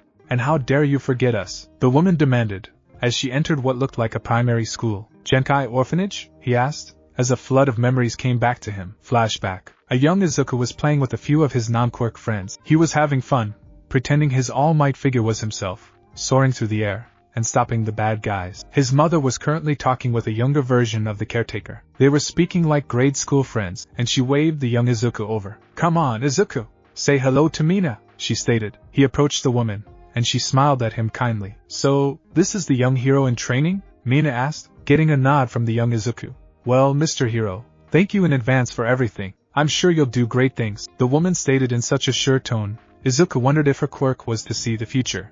Alright, now you run off and play with the other kids. Your mom and I have some catching up to do, the woman stated, getting an enthusiastic nod from the younger Izuku. Flashback end. Mina-san? Izuku asked, getting the woman's attention. You're darn right. Look at you, you're dressed like a bum, the woman stated, as she fussed at the boy. What happened to the young boy who wanted to be a hero? She stated, angrier than she should be. Izuku tried to defend himself, but she kept going on with her speech. This is not what your mother wanted for you. She'd be ashamed, the woman stated, then quickly slapped her hands over her mouth. Mina knew what she said was uncalled for, and instantly regretted it. Izuku seemed to deflate under that statement, his entire demeanor dropping. I'm sorry, Mina stated in a low voice, wrapping Izuku in a hug. I've got other things on my mind. I shouldn't be taking them out on you, the woman stated, then motioned Izuku into the orphanage. Come in, and we'll have a cup of tea, the woman stated, leading a dejected Izuku inside. Izuku listened to the woman talk about how things had been since he had last been in town. After I heard what happened, I tried to take you in, but someone had already stepped up. I have been over capacity for a while now, and that didn't help my case, the woman stated, sighing. Then, some staff issues brought us into the spotlight, and funding has been decreasing ever since, the woman continued. Have adoptions not been as good as they could be? Izuku asked. Well, adoptions are already a tricky matter, but at the fact most of my wards either have no quirk or a low-level quirk, no one wants them, the woman stated sadly. But that's fine. We're all one big happy family, the woman finished happily, getting a smile from Izuku.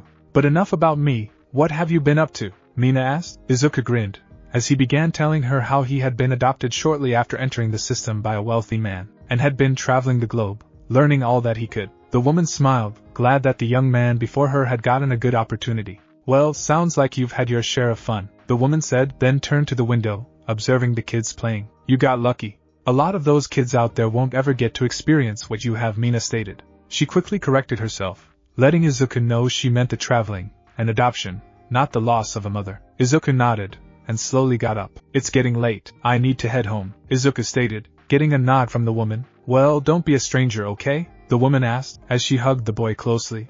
I'm sorry you had to go through that. If you ever need to talk, I'll be here for you, Mina stated, getting a grateful nod from Izuku. Thanks, he stated, as he left. Elsewhere, a tall, lanky man was holed up in a dark basement. There were various speakers and Bunsen burners lying about the place, along with notebooks filled with notes. A large chalkboard was in a corner, a fist indentation visible on it. I've finally done it, the man started with glee, exposing his shaggy black hair and brown eyes to the air. He held a vial with yellow serum in his hand, a maniacal smile gleaming from his face. I need a test subject, but who? The man wondered, then turned to the chalkboard. A picture of a blonde woman with various children around her caught his eyes. Genkai orphanage, huh? The man asked, then grinned. He had work to do. Time skip. That evening, Izuku was currently listening to the built-in police scanner his new helmet had been equipped with. He had stopped mugging, and so far, everything was quiet. All units, we've got a potential assault at Genkai orphanage. Please respond. The voice came in. Izuku felt as if he had been splashed with freezing cold water. He quickly used his grappling gun to latch onto a building, and began making his way to the orphanage. At the orphanage, as Izuku walked in, he saw Mina huddled in a corner. He approached her, but she yelled for him to get away. "Mina, it's okay, you're fine now." Izuku tried to assure her, but was stopped, as she slapped him, and ran away. As she turned a corner, she ran into several of her wards and screamed. She quickly ran into a closet, and held herself up. As Izuku approached the closet, a small child came up to him. "Excuse me, mister, what did the mean man do to her?" The small child asked. "What mean man?" Izuku asked back. "A mean man came in here, and was talking with Minaka-san," a young boy with brown hair and blue eyes stated. Ka-san told him to go away, but he pushed something into her neck. Then she ran away, crying. The girl continued. "Did you see what he pushed into her neck?" Izuku asked, the girl giving a nod.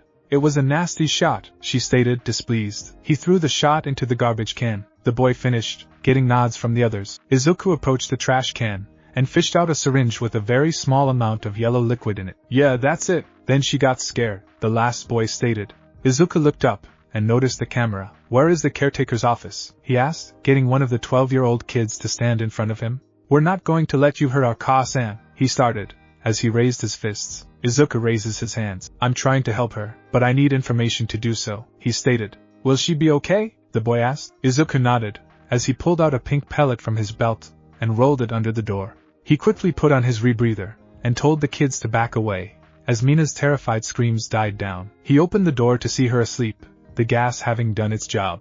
"She's asleep now, but unless I know what happened, and who did it, I won't be able to help her," Izuku stated, getting a shaky nod from the boy. "Alright, follow me," the boy stated, then motioned for Izuku to follow. Mina's office. Izuku quickly approached the computer, and broke the password lock on it. Once he was in, he accessed the camera feed, and began watching. The same kid was currently watching over his shoulder. "You might not want to watch this," Izuku stated, but was stopped, as the kid pointed to the screen. "It's Mr. Crane," the boy stated. "Who?" Izuku asked. "He used to help take care of us, but he left because Minaka-san said he was a bad man," the boy replied. Izuku watched, as the man got Mina's attention. Mina tried to tell him off, but he slipped the needle into her neck, and injected her. She quickly fell to the ground, terrified. The smug man dropped the needle into the trash, and exited, leaving a terrified Mina on the ground. Izuku was livid at this point. "Alright, Crane, you've messed with the wrong person," Izuku stated, as he heard police sirens approaching. He quickly exited through the window,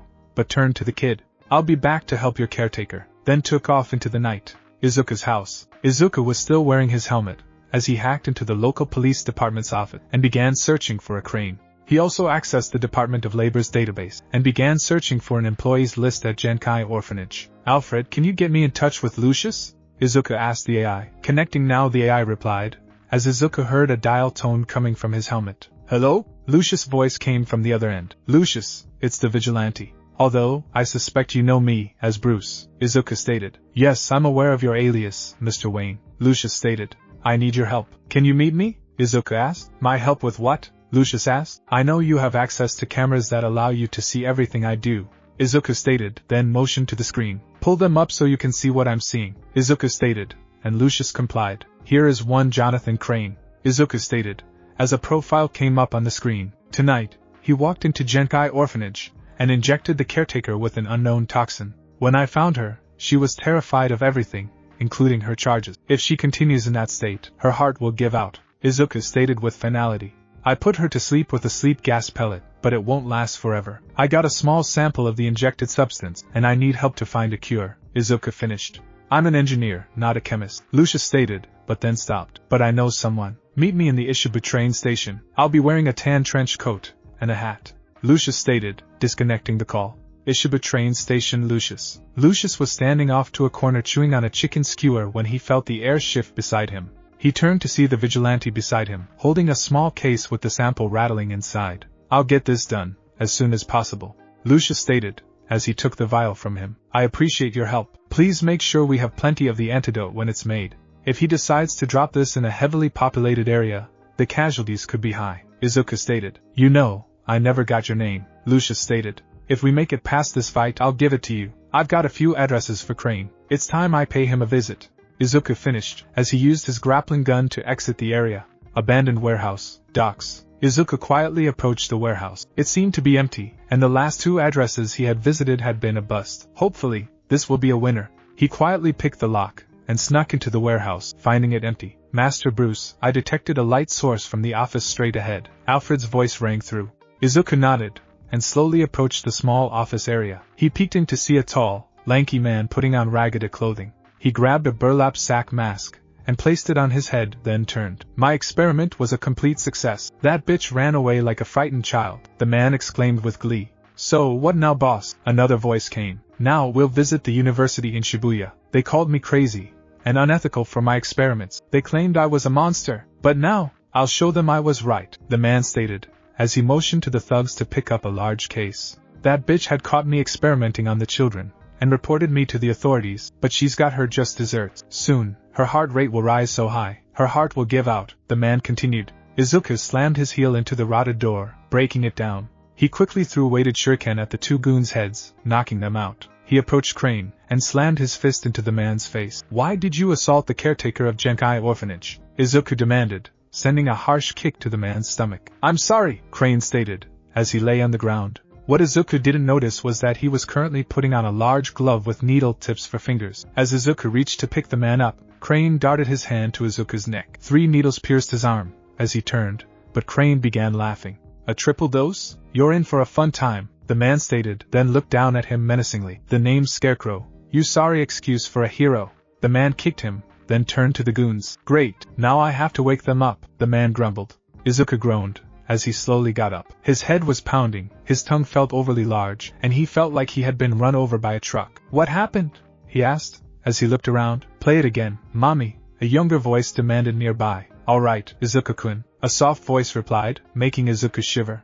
He inspected the room around him to discover he was back in his childhood home, in his own room. It was dark, the only light source coming from a small computer monitor in the room. There, a child version of Izuku sat. The young child was fascinated by what was displayed on the screen, an older video of All Might rescuing dozens of civilians from a catastrophe. The boy watched with glee, unaware of his present self-sorrow. This can't be, this is in the past, Izuku told himself, but was stopped as a presence walked into the room. He turned to see his mother walk into the room, smiling with the same kind smile she used to wear. Play it again, mommy, the young Izuku urged, as he banged his head back and forth in excitement. His mother gave a short laugh and replayed the video for him, then went on about her business. No one had acknowledged the older Izuku in the room yet, but, as she walked away, her head turned to his position, all kindness gone from it. This is all your fault, the apparition spat venomously, then left the room. Izuku ran after his mother, but was stopped, as the scenery around him changed. They were now in a doctor's office, the same one where he was told that he would never have a quirk. His mother was looking down in shame, as she explained to the doctor what her quirk was. As the doctor told the younger Izuku about his condition, his mother got up and began storming towards the older Izuku.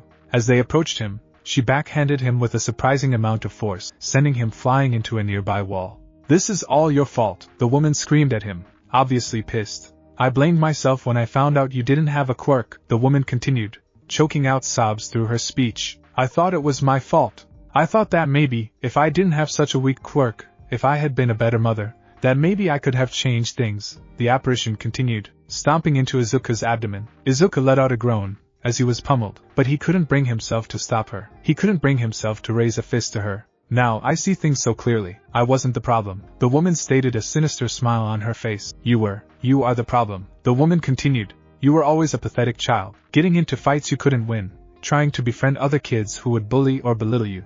And for what? The woman asked, as she stooped down. For some idiotic notion that you could make a difference, that you would rise up above the odds, and make a change? Don't make me laugh, the woman sneered. You were a mistake I would undo, if given the chance, she finished coldly, and began walking away. Izuku felt a sharp pain in his side, but his attention was focused on the woman now walking away.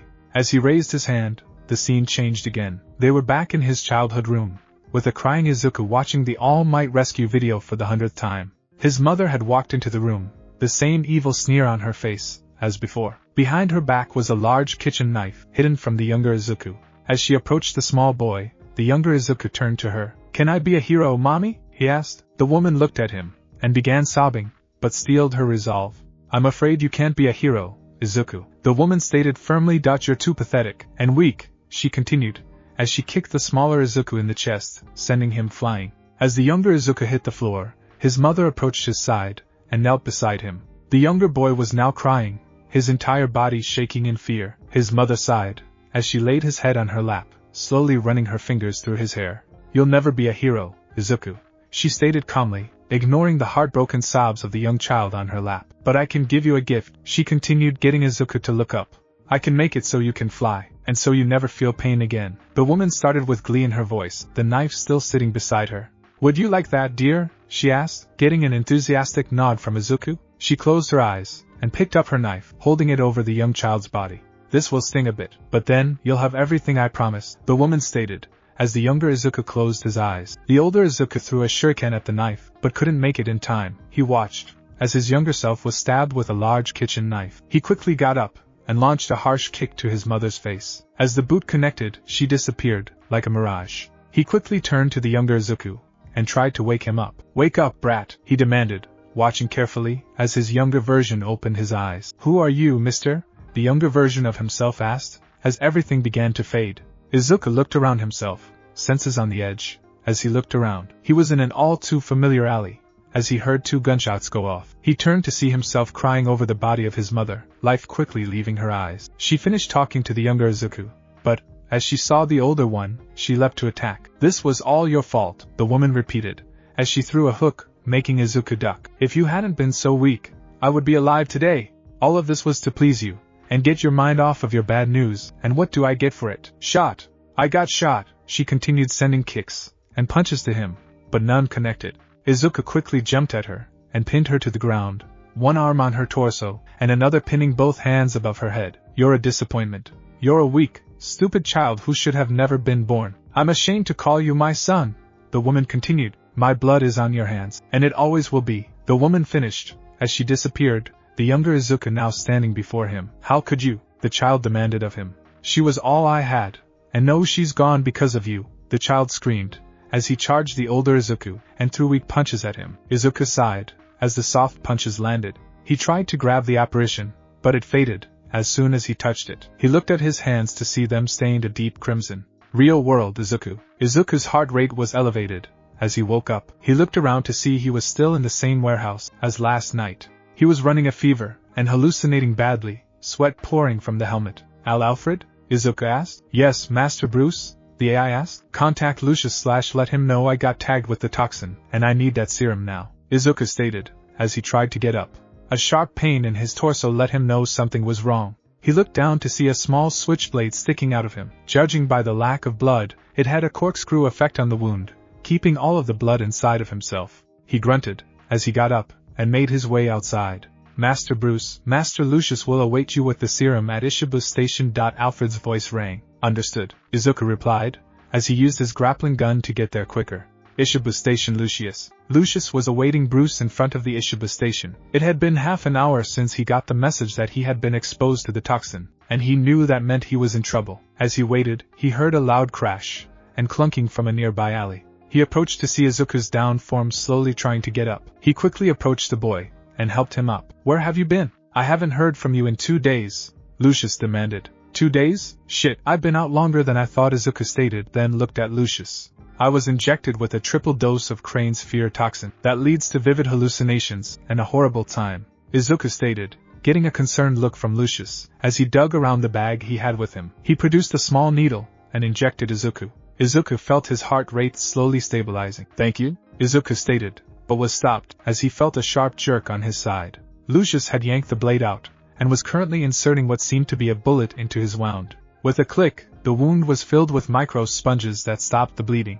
"That should hold up until you get medical attention," Lucius stated, then looked at Izuku. "You look like hell," he stated. "You're no prize either," Izuku shot back, getting a grin in return. "So, have you figured out Crane's next move?" Lucius asked, as he handed a duffel bag with various injections of the serum to Izuku. "He's going after the university in Shibuya. He's still sore about them firing him. I need to figure out when," Izuku stated, but stopped as he saw the worried look on Lucius' face. "What's wrong?" Izuku asked. "The only university in Shibuya is Idagawa University, and they're hosting a fundraiser with various donors starting in about an hour," Lucius stated. "How do you know this?" Izuku asked. It's all they've been talking about on the news. If Crane wanted to get back at them, hurting their reputation at this event would certainly fit the bill, Lucius stated, getting a worried nod from Izuku. I'm on it, Izuku stated, as he shot his grappling gun into a nearby building and zipped away. Shibuya University. The evening had started off well for the Shibuya University fundraiser.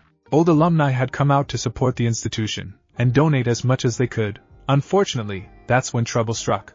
A tall, lanky man dressed in a Scarecrow costume had stormed in and demanded they all bow before him. He had brought various goons that had disabled the campus security, and he was currently sitting next to the dean of the university, laughing like a maniac. You made fun of me for my research. You called my experiments in fear immoral, unethical, and illegal. Well, who's laughing now? Scarecrow demanded. Crane? An elderly professor asked, but was quickly struck by a Crane's gauntlet. The man fell to the floor, terrified, as large amounts of spiders swarmed him and began stinging for all their worth. Everyone else in the room watched as the man fell to the ground, swiping at his clothes in an attempt to get some invisible foe off of him. The name Scarecrow, my friend, the man started with an arrogant tone. Don't you forget it, he demanded. Izuku was currently on top of the roof, watching everything that was happening from a skylight. Everyone in this room is responsible for me becoming a laughingstock and being run out of the scientific community. As such, everyone here will pay, the man stated, as he unveiled a large cart the goons had brought in.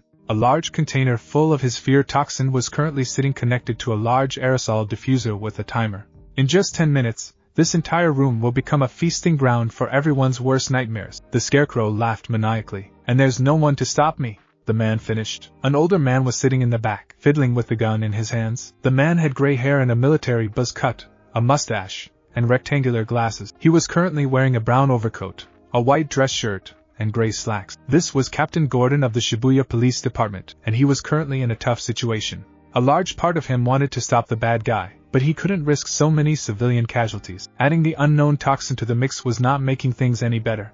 I'll just have to wait for one of the heroes to make an appearance, the officer thought to himself, as he steadied his breathing. A loud crash drew everyone's attention to the ceiling. A lone figure dressed in all black was currently falling in with a wire protruding from his back. As he fell, the wire slowed Izuku's fall. He maneuvered himself to kick Scarecrow's face.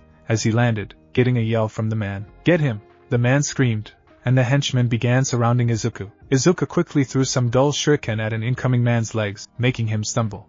Another tried to tackle him from the side, but Izuku easily jumped over the man and pushed him to the floor. Another goon started firing at Izuku, but was stopped as a shuriken buried itself into his hand, making the man let go. Two others rushed him, and Izuku engaged in hand-to-hand. Ducking under a wide swing, he swiftly uppercut one of the men and blocked a strike coming from his side.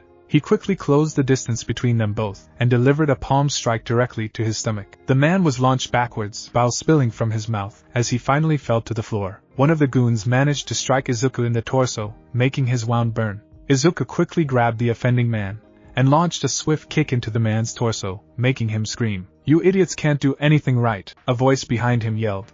Izuku knew what was coming and shifted his head, seeing a needled hand flying next to him. He quickly grabbed the arm and bent it, making it point back towards Scarecrow. No, the man yelled, but couldn't overpower Izuku. Crane yelled, as the needles sunk into his neck, making his vision blur. What are you? The man demanded, as Izuku's form shifted. A large cape appeared behind him, and his eyes began glowing. Izuku's hands became large, sharpened claws. I'm your worst nightmare, Izuku yelled, as he punched the man, making him fall. As the Scarecrow fell, Izuku rushed to the bomb and checked the timer. It still had 3 minutes. Izuku quickly disconnected the tank of toxin from the diffuser, and left the diffuser by itself. Without the payload, it was about as useful as an air freshener. He withdrew a syringe, and took a large sample of the toxin, but was stopped, as a clicking sound was heard behind him. He turned to see a man in a brown overcoat with a gun pointed at him. Halt! State your name, and your agency. The man demanded, a police badge in his hand. Izuku turned, and looked directly at him. Scarecrow injected that man with his fear toxin. He began, pointing to the large tank in his hand. He's injected another. The caretaker from Genkai Orphanage. I'll get the cure for her. Here's another in case something happens. Izuku finished, as he handed the man before him a syringe. That man will also need a dose, Izuku stated, as he approached the man attempting to get the spiders off himself. The man tried to crawl away, but was stopped, as Izuku slipped a needle into his neck and injected the serum. The man's scream stopped, and he went limp. Gordon quickly checked the man to make sure he was still alive. As he confirmed the pulse, he turned to the vigilante. Again, state your name and agency, the man demanded. Izuku glared. I just saved the lives of everyone in this room, and you pointed a gun at me. Figures. Izuku spat out, and handed the toxin to him. I'm a vigilante, Izuku stated, as he fired his grappling gun into the air. As it hooked onto something in the roof, it began pulling him up.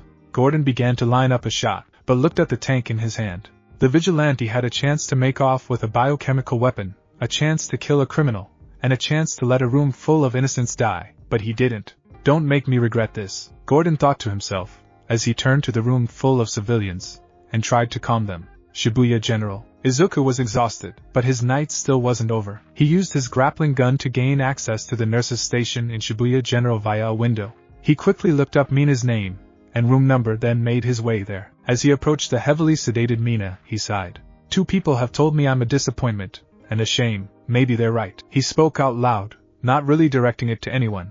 He approached the downed woman, and injected the serum into her neck. As he backed away, he heard a few people approaching the room. He quickly made his way to the window, and jumped out, as the police officer from the university entered. The police officer walked towards Mina, but stopped, as he noticed an empty syringe next to her bedside. He's already been here, the man spoke, then turned to the others. Find him, Gordon exclaimed, but was stopped, as he saw a dark figure standing on a nearby rooftop. Izuku gave him a nod, and continued on his way home. With Izuku got home, and tore his gloves off, exposing his hands to the chilly air. He proceeded to take off his shirt, his hands staining from the copious amount of blood matted on it. He looked down to his hands, the same color of crimson from his hallucinations now staining them. He proceeded to the bathroom, and turned on the shower, a choked sob escaping his mouth, as he closed the door behind him. With Talia. Maybe he's finally home, Talia thought to herself, as she let herself into Izuku's apartment. The apartment was dark except for a dim light coming from the bathroom.